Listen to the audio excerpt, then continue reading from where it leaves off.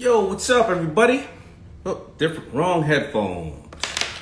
Craftsman, Freddy 78, it's Fatima's World, Tanya. Oh, the names are coming all in. All right, so I'm gonna put this in here really quick. Hope everybody had a great Memorial Day weekend. It is Tuesday. All right, so it's Tuesday. The notorious JRQ, my man. All right, anyway, so listen, hopefully you had Aaron Kerman. What's up, Aaron? How you doing? Fubu Watches, what's going on? Hey, Fubu Watches, I need you to send me some watches. I'm going back to filming. I want to make sure I have them on the scene, you know, because that's when I'm going to be looking good and having actually my other stuff besides the kind of yard stuff on. I can't wear Fubu Watches in the yard. It's too blingy for the ducks. They're too sexy looking for the ducks. All right, so let me just jump right into it today. First of all, I hope you all had a really great Labor Day weekend. Yep, it was Labor Day, Memorial Day. I kind of mix those up, the beginning of the summer, the end of the summer. And who am I going to have on today? You're going to learn from these people here because you're going to learn how to be more of a information sharing, content sharing person, because I got on JR, my man JR, and I got Scott. You guys probably know both of them from different areas of business and stuff like that. Oh, listen, I'm sorry. You know what? I was a little late. You know how you get caught up on Instagram and various other things because you got a reply and this. And I wanted to share it with you. There was, and this has happened a couple of times, but it depends on how the person gets at me. A couple of years ago, there was a company called the Lip Bar. Two really amazing females that came on the show, and they had a color line, makeup line. Did anybody remember that? If you remember that, throw your hands up or tell me if you do. They were out of Brooklyn. I believe they were out of Brooklyn, and really good stuff. Obviously, I don't know much about makeup. I couldn't go into the brand and the product. But they were really a great brand. So in the business of, I'll say like in clothing, thank you, Patricia. In clothing, they don't call it clothing, they call it the textile business. You can say to somebody you're in fashion, but when you're in textiles, that's a very particular part of fashion. I'm going to just give you some of this lingo. Because you could be in footwear, you could be in home, you could be in whatever the case is. When you're in fashion, you could be in bedding, you could be in accessories. But when you say textiles could be getting down a little more narrow, meaning you're dealing with cloths and fabrics, right? So when the women came on, they presented their brand and in a lot of different categories, lipstick and I think eyeshadow and all that stuff. It's called a color line. That's what we call it. That's our terms, color. Kevin O'Leary said at the end, he said, listen, you know what, the normal cockroach stuff, but he said, I think you're too basically cockroaches or colored cockroaches. And often this pops up, not often, but once in a while it pops up where people go, how did you let him just sit there and call them colored cockroaches or, you know, basically a racist tag, and how did I sit there and just watch them? Well, first of all, let's just, you know, a lot of times when I see things, you know, I do on TMZ, follow the money. A lot of times before people want to have a jerk reaction on something, you want to follow the money. Let's say he was trying to be a racist. Let's say that. Let's say he was or is a racist. There's no trying to be a racist. You're a racist or not. Let's follow the money. Do you think ABC, MGM, Sony, and Disney would allow an edit? And all of you are Shark Tank fans. You already know that those pitches are an hour long, and you only see 8 minutes of it. Why would they highlight him making a racist statement? Just let's follow the money. Don't you think those women can say, you allowed somebody to racistly talk to me in a racist manner and my business is destroyed, I'm suing you? Don't you think there would be various different backlashes from organizations saying you are promoting, and this is Disney, right? This is ABC, Disney, the home of Mickey Mouse, the home of inclusion, the home of all this other type of stuff. And in this day and age, Do you really think, from a financial standpoint, because of the lawsuits that these young women would have, don't you think that they would have just said, let's not use that part in the edit, let's make it in the editing floor? And that's why I'm fascinated by today, where people just don't understand. Is there racism? Absolutely. We're seeing it more now than ever before. But you got to see where sources are coming from and various other things. However, because I got somebody, and I want you to look at it. It's on my post where I was laughing about my friend throwing up on the boat. But this guy wrote something really crazy down at the end. And I don't want him to think that I responded to him because of the attention he needed. I wanted people to see that response so they can share it. Somebody said, but Disney is racist. Listen, I'm not saying that they're not. I'm not saying that you don't have racist people in all kind of things, and also people who are absolutely not racist. I'm just talking about this instance right here. I'm not going to get further into it. I'm not going to get into politics. But the reason why I say this is not, I'm trying to share it for you, not to protect the show or protect that or everybody who knows the show. And also, by the way, if you go back to talk to the lip bar, the females there, they're doing amazing in business, and they're like, we didn't have any problem with what he's saying, and we should be celebrating all the success they did, because I look them up every once in a while, and their business has grown dramatically. And that's more than what we should be talking about, how these young women have gone on to do amazing things, and they didn't need Shark Tank, or Shark Tank was a stepping stone for them. So that's first of all what we should be talking about. But the bottom line is, what I'm really saying is, as we are seeing all these news feeds that come, whether it's fake news, it's real news, or news coming from places, or people saying I heard or whatever, all my life, I've never just taken somebody's advice or when they say I heard something or did you see that. I always investigate it so I don't look more like an asshole when I go and tell somebody else something. So I'm saying all that for you to just use that to your best ability to, when you see news or when you hear about something or you're sharing information, don't be the asshole that just said, oh, yo, so I heard that this and that. Because right now with Instagram, various other things, when people look you up, they start to see all the statements that you made that may not have been accurate because you didn't do your homework or you heard it from an unreliable source. So make sure you think about that, because exactly, Ms_K said, do your research. That's all. Do your research, because I don't want my people right here to go look like assholes, to go look like stupid, ignorant people. Because when I'm looking at you, and I do that sometimes when I'm investing in a person, I look at their feeds and all the things they said. If I start to see that they are retweeting and saying things that aren't factually checked, it sounds crazy. And I'm going to tell you one time that I was guilty of it myself. I was doing a show with Betty White. And I had just, for some reason, I looked up, a meme came across my feed earlier that day or day prior, and we were doing the show To Tell the Truth or something like that. Well, I forgot what it was. And she made a comment, and then I remember seeing a meme earlier, and this was about 5 years ago, that said, Betty White said, oh, you think to have balls is tough? Well, if you have for JJ, whatever the case is, it's pounded all the time, or some weird stuff like that. And I remember re-quoting that meme to her, and she got really offended. And then I said to myself, I said, you know what, I didn't even check my own advice. Just because Betty White's face was there, and just because that meme was put out and it wasn't put out on her feed, I don't know who put that out. And maybe I did obviously say something, and she's a comedian, you know, she's a very funny woman, but she got offended. And I said to myself, you know what, sometimes I'm not even taking my own damn advice. All right, so I'm not saying it because I'm perfect. I'm not saying it because, I can tell you every single thing you need to do, but I've been through it before. And you know what, this day and age, a lot of us are emotionally attached to stuff. Go out there and maybe you just check things out. You know what I mean? Because, you're going to look crazy when you put stuff out. It's going to stay out there, and then you may look crazy to somebody else. All right, so I'm sorry I'm taking up too much time with that. I'm going to bring on right now my buddy JR.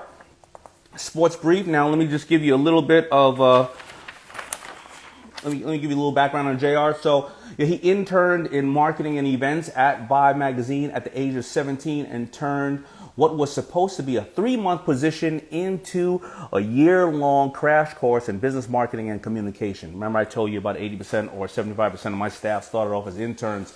Don't be mad by taking a job for free, because you probably would have paid to go to school to get that same knowledge. All right.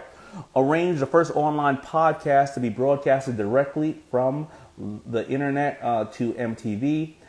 Has since built an extremely successful online sports brand, interviewed celebrities and sports figures, visited more than 20 countries on his assignments, received more than 70 million views on his videos, and consulted for various Fortune 100 companies, worked as a media strategist for several brands and celebrities. So this is for a lot of people who love broadcasting, who love to be an influencer, who love sports, who love to be able to see something that they love, and maybe they're not physically doing it every day on a professional level, but be able to share this information, you know, like Ginger, the beauty shark Ginger. You should be talking about this like with beauty, or if you're a chef, but I'm going to get further into it. Worked as a media strategist for several brands and celebrities, including DJ Grandmaster, Flash, Capital One, the Madison Square Garden, and has received sponsorship and partnerships with companies including Mountain Dew, Degree, Men, Chevy, AT&T, and Arby's. Don't you want to get sponsored? Don't you want people to sponsor your brand, your company, or what you're doing? Check this out. I'm going to ask him, how did he get sponsored?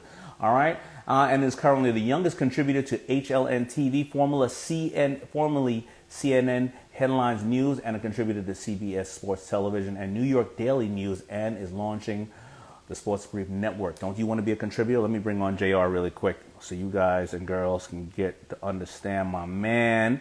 And I did an interview with him when we went right into COVID at first. I think I was one of his first on one of his joints.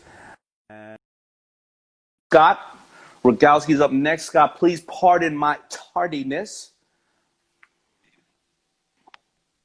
That's my man right there. Yo, what's going on, D? How you doing? Oh man, I am good. I am healthy. God is good. I have my kids, you know, and I'm talking to a bunch of people that, you know, have some level of respect for me. So what's happening? I'm chilling, man. I'm chilling. Thank you for the nice intro and a nice open. This is vice versa. I'm used to interviewing and chatting it up with you, man. And thank you for coming on my new CBS show. I appreciate you, man. It was really fun. You know, listen, when I go on your shows, you know, I find that you have a great way. I'm not a huge sports fan, as you know. You know, Right. I like, you know, I'm kind of what's it called? What is it? I'm the expert. Like if a fight is coming on or a basketball game is coming on, I ain't watch nothing else. But as soon as I, you know, like the stakes are at hand, Right. I do about an hour looking at the reels and all that, and then I'm the know-it-all dude on the couch. You know what I mean? Like I've been a fan for years. Big money prize fights. Yeah. Big money prize fights, Right. World Series, anything else. I don't care if it's racing turtles. If I get, you know, if it's a lot of people talking about it, I'd be like, yo, what's going on over there? And then all of a sudden I'm a know-it-all.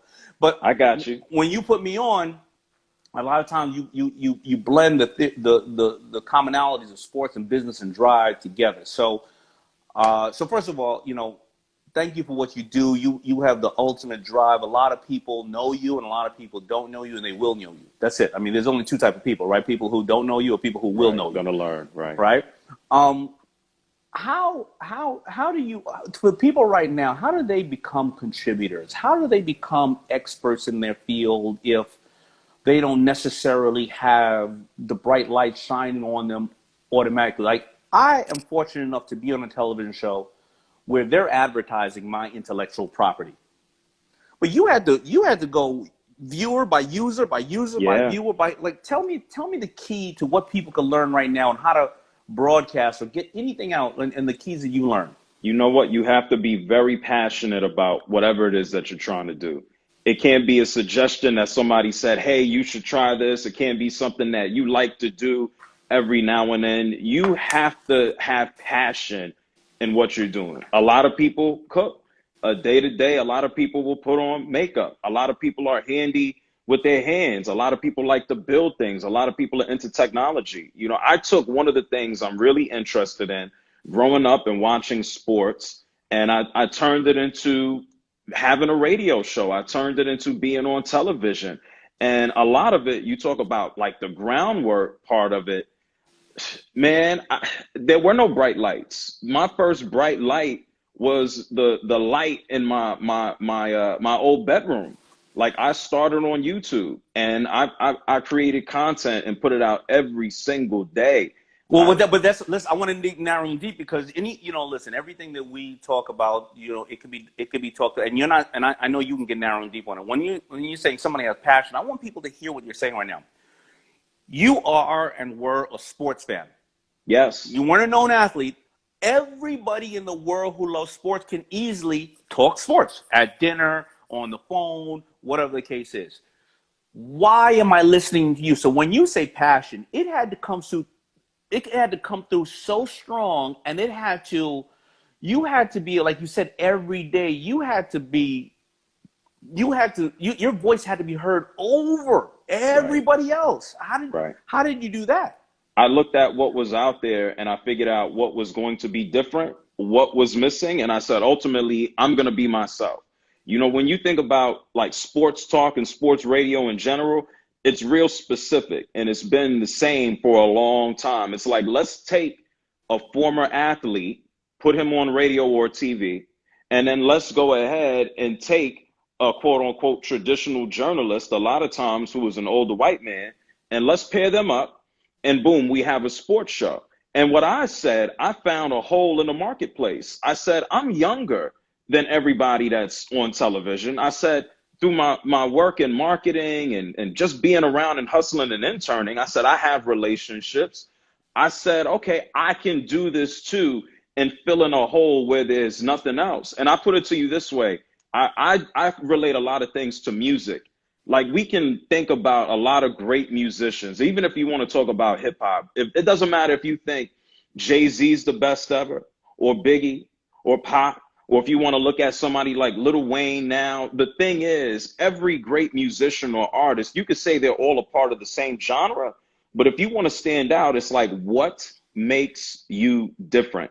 And I found what makes me different just by being young, by being African American, by being honest, having relationships with the athletes. And I said, okay, I want to come out. This is something I watched and grew up just like any other journalist. Like everybody's watching the same game. Everybody sees the same results. How am I going to communicate my point and my thoughts different than anybody else? And that's really how I started to grow. So I started with nothing online, zero, zip, zilch. I had to put a video up. My first video was on Gary Sheffield saying that he should retire, as much as I liked him, from the New York Mets. And so you know what I did? I put a video up on YouTube and I said, I'm going to go to the baseball community on YouTube and I want to make sure that they can see this video, even by participating and being And a part Gary of it. wasn't on the video. You're telling you just decided to just do a video Yeah. about your thoughts on why he should retire. Absolutely. It was just me. I literally went home and I had a TV producer named Fred Seibert. He was the one who told me, hey, I think you should go online. There's nothing stopping you. You like sports, you can go and make money talking about sports, no different than anybody else. So I took a shoebox out of my closet. I had an old Sony Handycam and I stuck that shoebox on a snack tray and I put the camera there. And I uploaded that video in my room. Gary Sheffield, honestly, it's funny, I didn't meet Gary Sheffield until years ago. I actually met him in Los Angeles. And I told him, I said, yo, it's crazy. My first video was about you. But I was literally just a dude like anybody else. And I'm still just a dude. I have a pretty cool job. But I literally, just like anybody else, went online. And it's much different today. Did Gary even know that video had existed? He didn't. I So told Gary. that's mean you were so small that even the subject you were talking about did not even know that you were alive and or you made that video. Yep. And it was growth. Like, and nowadays that's a beauty. And this was something that I did 10 years ago. And nowadays, look at what we're doing now on Instagram Live.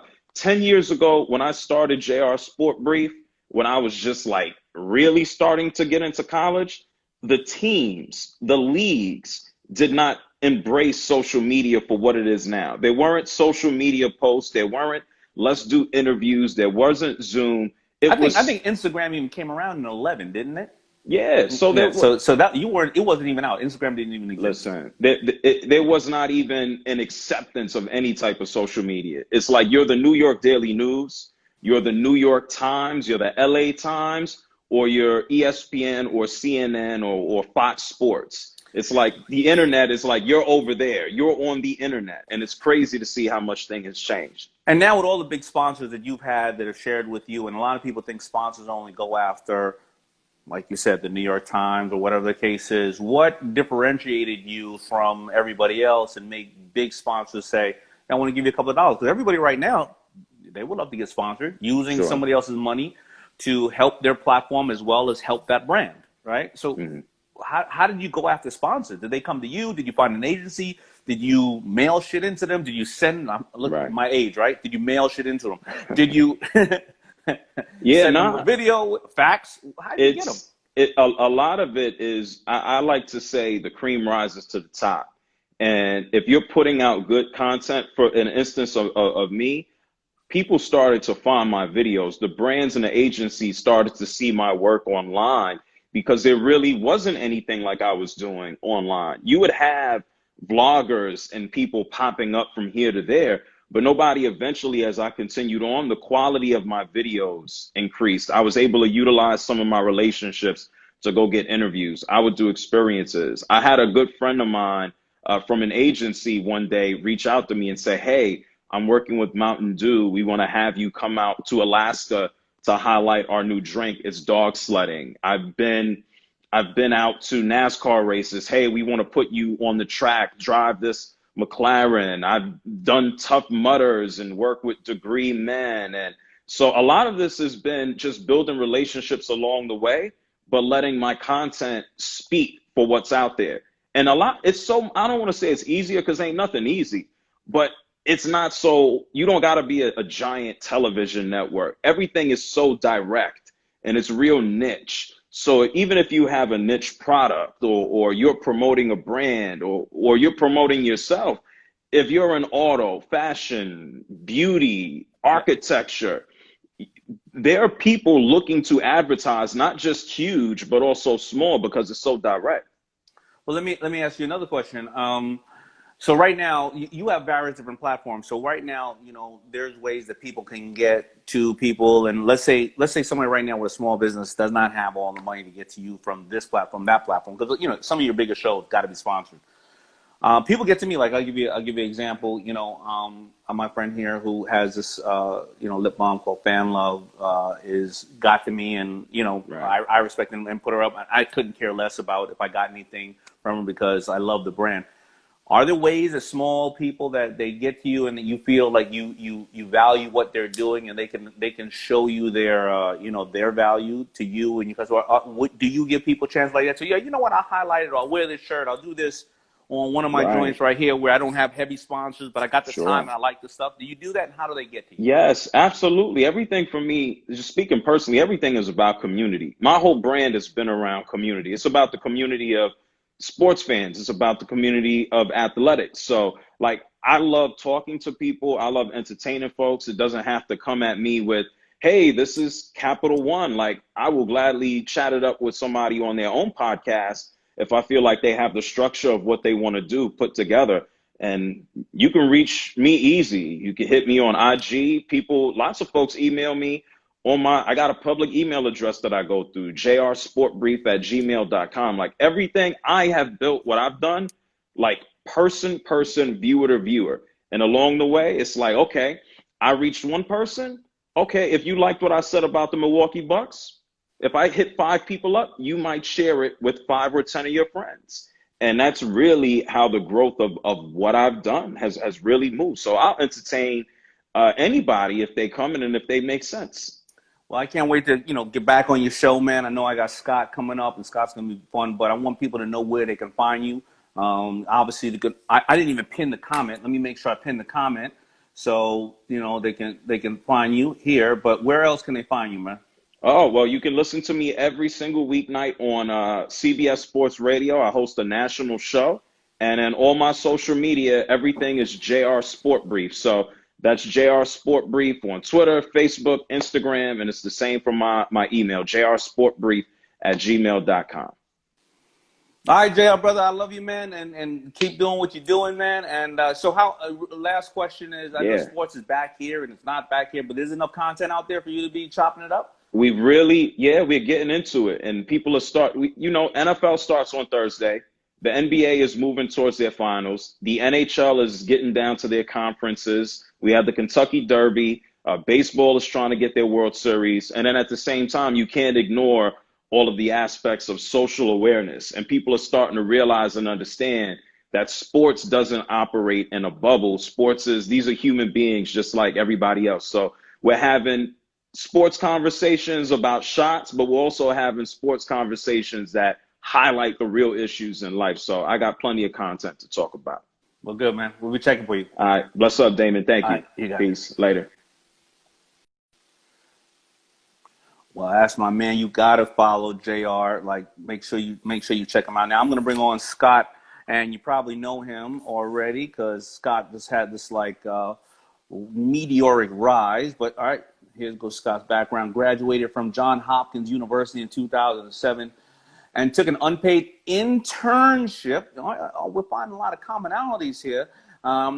At The Onion, so he can get his foot in the door in the industry. Performed stand-up comedy and made funny YouTube videos throughout his internship, and a photo editor at The Onion who spearheaded content development for HQ Trivia. That's where you know him from, I'm sure. Later on, thought of Scott for his host position. When Scott went on to HQ Trivia, an app-based game show in which participants could win big cash prizes, it became very popular. So the game became popular, and he was invited to visit the owner's suite at the Super Bowl in 2018, but after attracting 2.4 million players, the app faded in popularity. Currently, Scott hosts Is So Late Night, a 45-minute live stream comedy show where he jokes with and interviews self-isolated celebrities like myself. My interview was in May, and he also started selling his large collection of vintage T-shirts on Instagram, Quiz Daddy's Closet, to raise money for charities like City Meals on Wheels. I'm going to bring Scott on right now.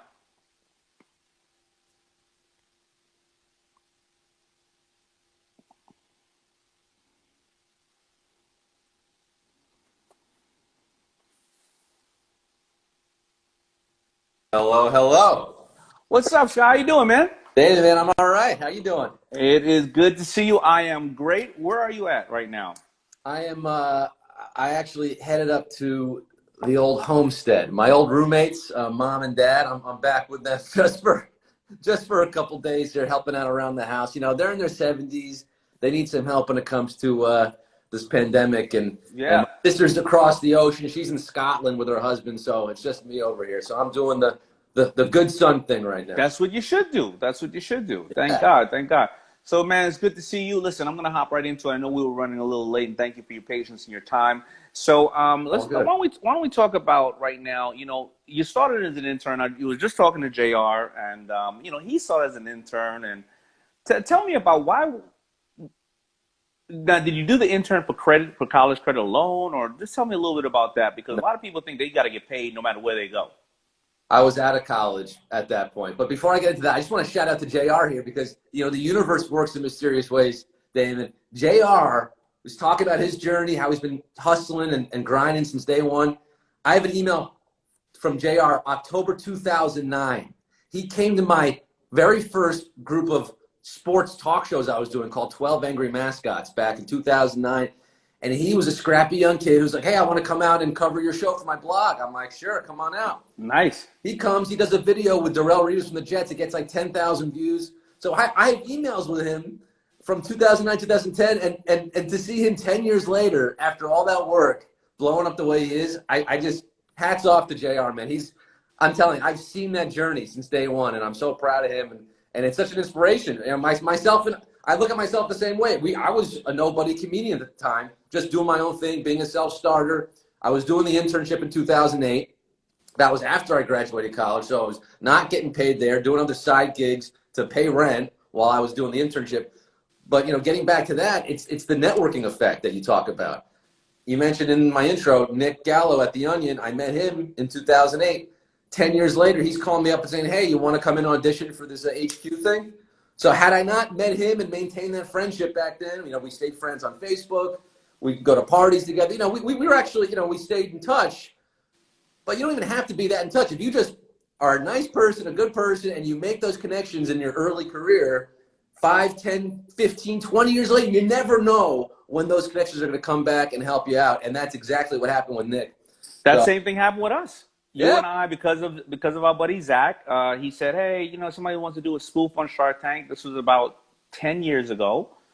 I said, "All right, no problem." And you were there, and we did our thing. And then all of a sudden, I think 6 years or 7 years pass. Your trivia shows out, and and everything, and we're all talking. And you're right. I mean, I see people on Shark Tank that I saw 10 years ago, and they didn't even have the product they were on Shark Tank with. They had something else, and they're like, "Oh, remember me? I was in a pitch competition, and you gave me 5 stars on my pitch, a public pitch competition, and that business failed, or I left this partner, or whatever happened, and now I got something new, and I don't even remember them when they're pitching, but afterwards I'll go, oh wow, because they're pitching a whole nother product, but you'll see the same people like on the grind for like 10, 15 years, and you'll turn around and go, oh, this person didn't come out of nowhere. They've been busting their ass for all these years. And look, people ask me all the time, how do I get into comedy? What should I do?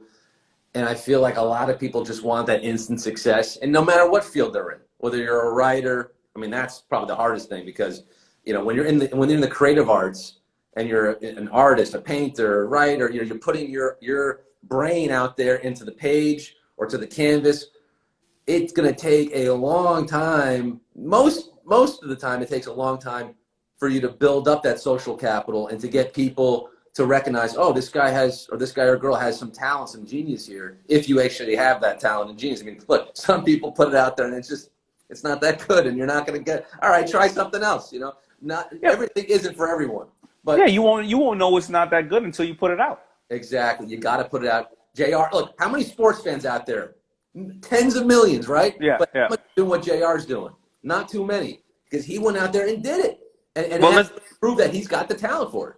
Well, let's get to you. I mean, one day, I think season 2, Jeff Foxworthy was a fellow shark, and we were sitting on set, and he was telling me, he was like, listen, Rihanna, Chris Brown, Michael Jackson, whoever, or Madonna can go out and sing Material Girl for the rest of her life, right? Yeah. And you go to her concert or whatever, you're waiting for Material Girl to come on sooner or later, right? I mean, or Like a Virgin or whatever it is. He said, in comedy, I can't tell the same joke twice. After I have this, this show, whatever the case is, I can't tell the same joke twice. And he said, you got to earn every single snicker or laugh in that room, whether it's 2 people or it's 1,000. And I want people to think about or 1 million. I want people to think about right now, walking into a room, into a dinner party, and everybody's like this. And you have to stand there and you have to tell joke after joke after joke. And no matter how much they respond or how they have to pivot against the responses, against the boos, or how hard is that shit? Well, man, it's I would say fighting fire is a little harder. There's certain things. People say, oh, you're so brave to be a comedian, Going off to war is brave. I mean, what we're doing at the end of the day, there's a buffet happening over the side. Maybe you're contending with the bar being too loud, shaking the cocktails. But other than that, you're not really up against too much. You are up against really yourself. And it's about, look, life is all about overcoming fear, finding the confidence, right? I mean, if all of us could find that confidence, we'd all be walking around millionaires, successful in every field. I feel like a lot of people, they get stuck in maybe hitting that rut or hitting their head against the walls because they can't break past that fear and break past, the shackles that are saying, you're not good enough. You can't go up there and do that. And people are being held down and tied down by their own brain. It's their own mental power. Yeah, you know what? Let me ask you something. Have you ever got booed? Of course. What do you mean, of course? I thought you were going to think about it. So you can have your own mental power all you want. I did a show. But you see somebody up on stage going, yeah, and you're up on stage and you see somebody going, boo, get out of here. And you're trying to do what you already rehearsed a couple of hours or a couple of minutes. How do you say, no, you're only against yourself? You're against a drunk asshole booing you right now. Well, sometimes if you have a drunk asshole, you can use your jujitsu to come back at them and cut them down a peg. You know what I mean? Why don't you pull down your pants and hitch a ride out of here, pal?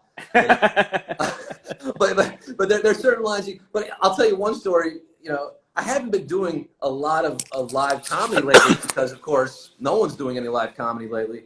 But I did do a rooftop show just 2 nights ago, and that was a great crowd. I told them, you guys better laugh tonight because I'm standing pretty close to the edge of this roof. I might just jump. But I did a show maybe last year, 2 years ago. It was at a strip club, kind of burlesque club kind of thing. So I was going on in the midst of all these burlesque acts, kind of using, there's a stripper pole in the middle. And right before I'm going on, some woman's up there doing her thing, twisting around. And you know, the crowd's all about that, right? Very positive, sex positive crowd and everything. And I think they were probably there more for the burlesque than the comedy, to be honest. I go out there and I make a joke about, you know, this is before the pandemic. I go, how much Purell can we get on this pole right now? Can we wipe this thing down? Like, I'm not making fun.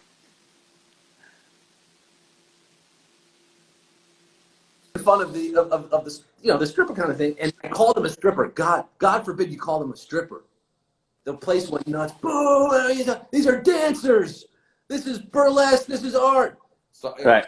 So you know, yeah, you have to deal with that a little bit, and that set didn't go too well. But at the end of the day, Dame, what you got to remember is, you have a bad night like that, you can get back up and do it tomorrow. You can even get back up on stage that same night. You can go out 3-4 times a night. If you live in a city like New York, where you have opportunities to perform 2, 3, 4 times a night, even, you can actually just get right back up there, back on the horse after you fall off. So that's. Do you ever?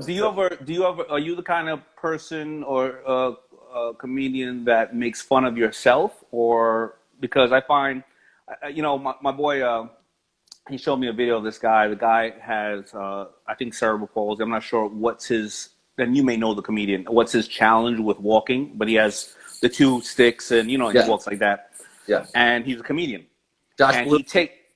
I think so. And he takes like 5 minutes to get on stage. You ever seen this guy? Yeah. And when he gets up on stage, if people aren't clapping a lot, he goes, "Did you see how much it took for me to get on stage?" And he talks like, and he goes, "I'm going to do it again." And he takes like 5 minutes to get back off and 5 minutes to get back on. And people are just dying laughing. And he's in on the joke, obviously. I mean, do you do that as well? Because what I'm trying to come at, is when people are broadcasting or people are doing presentations, how much humbling should they do themselves so it takes that negativity out of the room? I look at it as, you know, when you get on stage in front of someone, automatically you're elevating yourself above them, right? Just by the pure physics of it. You're on a stage, the stage is higher up, you've got a microphone, your voice is being amplified. The audience, it depends. Some audience members are more than thrilled to be an audience member. Oh, I can't wait. I love being. But some people in the audience, they get almost affronted by it. It's like, you think you're better than me? Yeah. You're up there on that stage. You got your voice. I've got a voice. You know, so for those types of people in the audience, and I would say for everyone, you want to. I look at it this way. Some comedians don't do this, but my personality is very deprecating. I want to almost cut myself down to the same size as the audience and say, hey, we're all the same here. We're all on the same playing field here.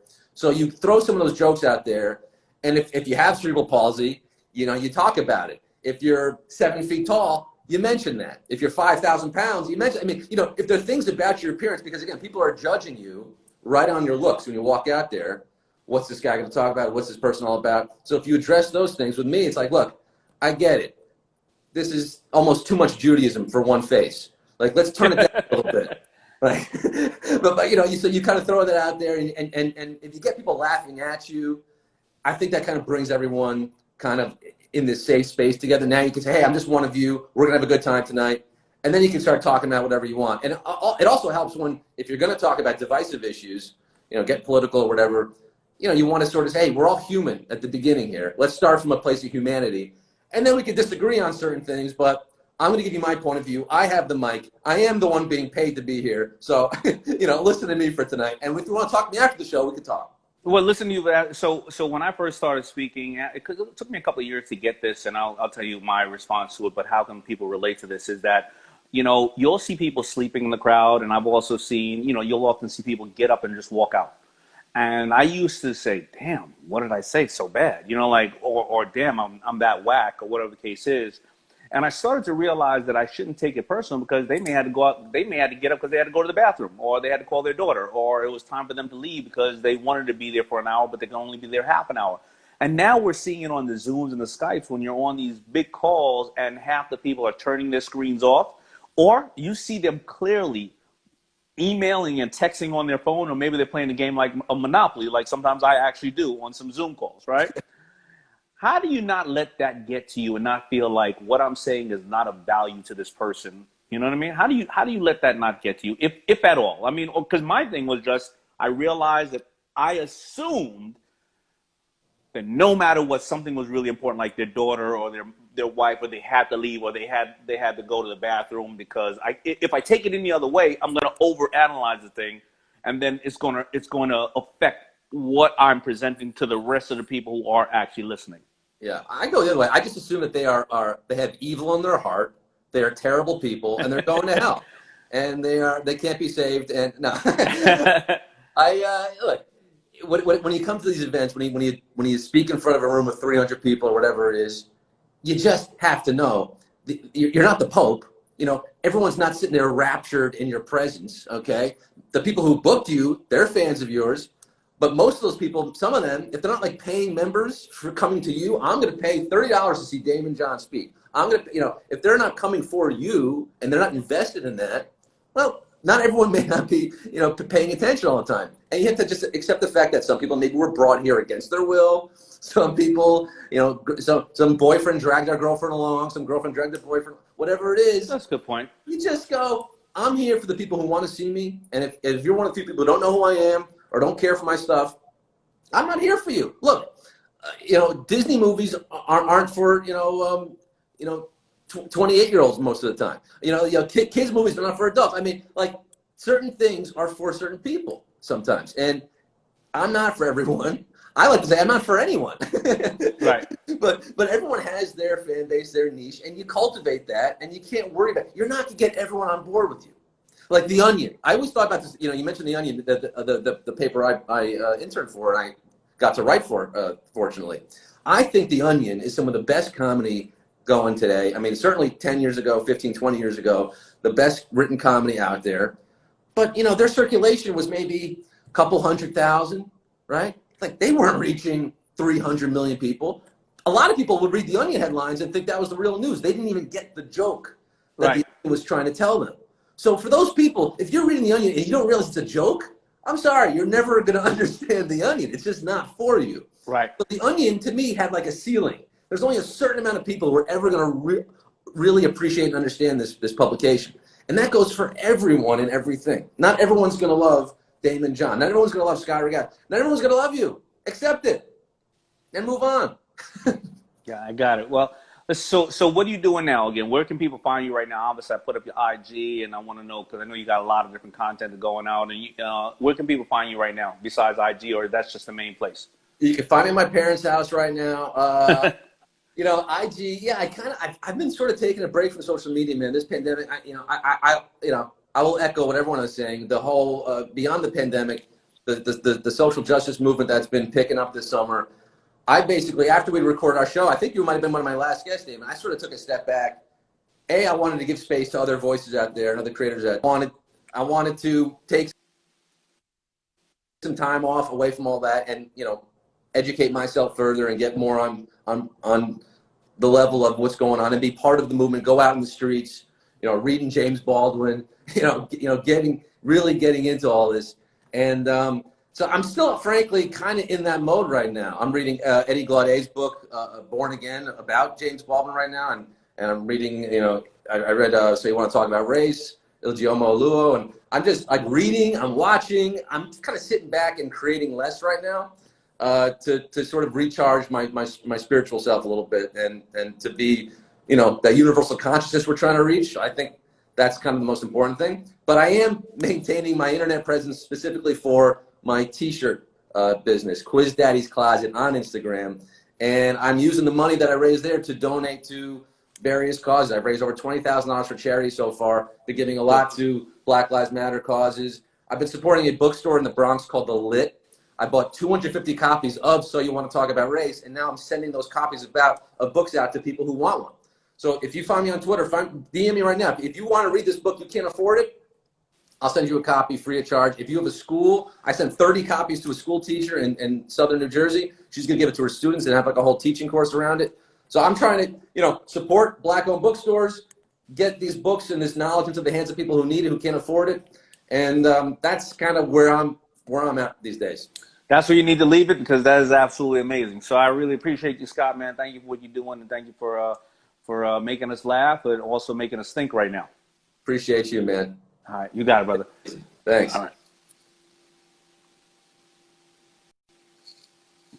All right, listen. I think you found two amazing people that have showed you how to take your passion and utilize it, have a very particular voice and positioning. Scott talking about the challenges of comedy, but also what else did we learn? What else did we just not learn? This is all the stuff we know. We're just kind of rethinking it, right? On how, you know, you do something in 5 and 10 years, you don't know where it's going to pay off from, but it is really about cultivating relationships and various other things. Also, how to respond to people when you are presenting, whether on Zoom or whether in person, and you got your hecklers in the room, or, you know, how to bring yourself to the same level the people are, whether bring yourself up or bring yourself to where they feel they are, so they don't think you're better than anybody else. How to take rejection.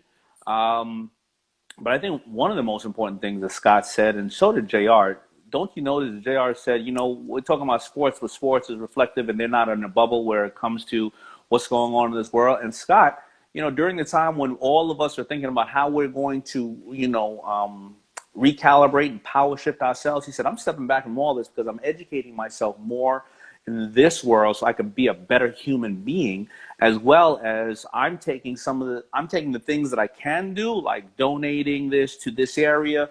I'm buying these type of books to educate people, because I think that when we reflect on these times, there's never going to be a time exactly like this where we had to say, what did we do during this time? Did we help people? Did we help ourselves? Did we help our families? Did we help other things? So educating yourself is key. And I think that hats off to Scott, hats off to Yanni and Ginger and everybody on here, Patricia Bolton, everybody on here that has checked in. You know what? I got 5 minutes. I'm going to try to bring somebody else on, whoever else it is. Let me just bring on another guest. Not that I know who it is, whoever just pinged in. And let me see if I just pick somebody up right here. Boom. I'm going to try Naha Bahuslin, I think her name is.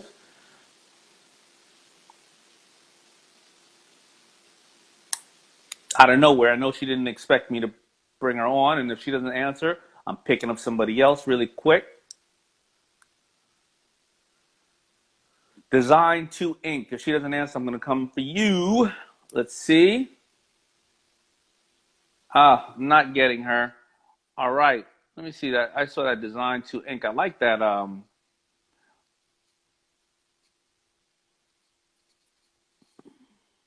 like that graphic. It just stood out. Design to Ink. What up, man? Hey, how you doing, sir? How you doing, man? Bring the camera down a little bit. There you go. Hey, man. Great graphic, brother. Thank you. Thank you. I know you didn't expect me to bring you on, but you got any good questions and or advice of what you're doing that we can all learn from right now, or a question, whatever it is? What's your name, man? What's your name? My name is Andre. I'm right here in Dallas. Dallas. Yep. There's a big head boy named Cuban over there that I know. Lives in Dallas. Yeah, he right down the street. Right down the street. Yeah. Right next door, probably. Right next door. Yeah. Man, I really had a question. Manufacturing and prototyping, I created a face mask that displays the temperature on the outside of the mask based upon the person's temperature. And right now, it's the NDAs that's getting me. No one want to sign the NDA. The manufacturers want to do business with you unless you're on a higher level. Yeah. So it's just an uphill journey right now. Yeah. So why do you need manufacturers for that? Meaning, like, why can't you cottage industry it and make 100 of them? Or here's other ways to get around NDAs, right? However you are exercising the unit to do the temperature, you can have a small minimum run of products either done cottage industry, you know, by some seamstresses, whatever the case is. and get the pieces over here and then put them together yourself with a third party, so that doesn't let others disclose. They don't know where the other units are coming from, so you put it together. That's a lot of times how you try to get around NDAs. In regards to NDAs are, if you're going to big manufacturers, NDAs are they're challenging because people generally can get around them, especially if it's a big manufacturer. A big manufacturer will either pay you a couple of dollars to get rid of you or drown you in legal. You know, if it's a very simple idea like that. So what happens is speed to market is what is the best thing you need to do. Yeah, exactly. Yeah, I didn't think about that. Just grabbing two pieces. It's just learning it. I found the patent on it, so it's just learning it, man. Yeah. So. And you can file a patent on it, but then somebody will say, okay, well, we're not going to apply it the same way that your temperature comes here. The whole thing may turn a different color when you are over 98 degrees, right? So like right now, I can find fabric that, you know, it's tech fabric that right now I make it and it's black, but when it goes over a certain degree, it turns red, turns blue. Or I can have the kind of adhesive temperature gauge that, you know, we have that put it right in this. Like, there's going to be various ways. Your patent could cost you as much as $17,000 or even up to $75,000. Now, how many units could you have made already with $17,000 and would have gotten them out to people and already branded your name, you know? Thousands. Thousands. And so don't overthink it, homie. Yes, sir. Perfect. All right. Hey, I appreciate you taking out the time and speaking with me. All right. And one last thing. Sometimes people don't give NDAs because, of course, I don't know how big your business is, but maybe you are a small business, like you said, they want big minimums.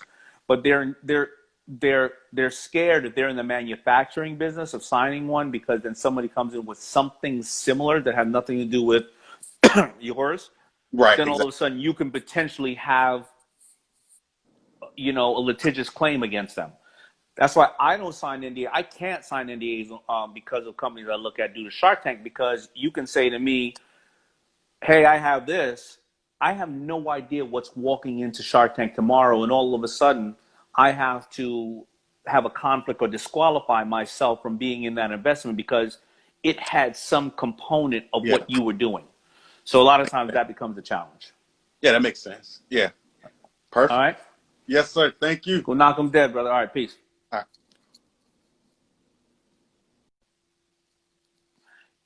There you go. Listen, you never know who's going to pick up the phone or hit you on IG, and maybe hopefully that little piece of information just saved him thousands and thousands and thousands of dollars, or I could be wrong. Don't get me wrong. Listen, man, Andre, the information I gave you, like I said in the opening of this, fact check it, find out who, look at 5 different opinions about what I just said and come up with the right way to do it. Do not just trust what I said. Remember, don't go to one source, but check that out. And anybody else out there who has NDA problems and or patent issues or hitting minimums or worrying about their manufacturer trying to take your goods and or doing it, those are a couple of different ways you can hustle and move around it. But again, don't just listen to me. Go check out what I'm saying and all that good stuff. And if you happen to be a patent attorney on here or a manufacturer on here watching, or you know a manufacturer, or you know a patent attorney, or you know something else, please just plug it in. Plug it in right now, right to the bottom, so everybody else can see it. And everybody else who's seeing it, make sure when you see it, just because they're on my feed doesn't mean they're great people. I hope they are, but check into it as well. Always check into what you're doing. And I wish you all an amazing, amazing week. If you want, check into that little reply I gave my friend over, 2 days ago on that little post that when I put up my friend was throwing up, and there was that young man. So you can hopefully think about certain times when you want to just have a knee-jerk reaction, put yourself out there. All right, I wish you all the best, and I will talk to you later. I love you all. Peace.